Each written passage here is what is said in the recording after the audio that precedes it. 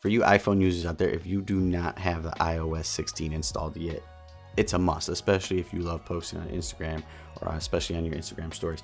So I'm going to go ahead and show you one of the features I found here that you can do directly from the Photos app in your iPhone. So let me just go ahead and show you. So I'm going to go ahead, I'm in my photo library now. I'm going to pop over to Instagram, and I'm just going to post a new story, right?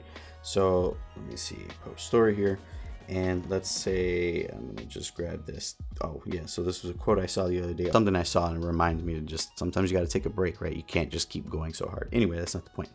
So let's just say I want to post this on Instagram, and I want to throw my pretty mug in there. The only thing I have is this picture from my open house. Now I could take another picture, but I'm laying in bed right now and I want to post something, and I don't want to get up, right, and take a picture. So I'm actually just gonna press and hold on that. You can see it did a little scan. I'm gonna copy that, come over here, paste. Look at that. Just made a sticker of myself right on Instagram. It took 2 seconds. If you haven't seen it, definitely go check it out, and make sure you like and follow for more social media tips.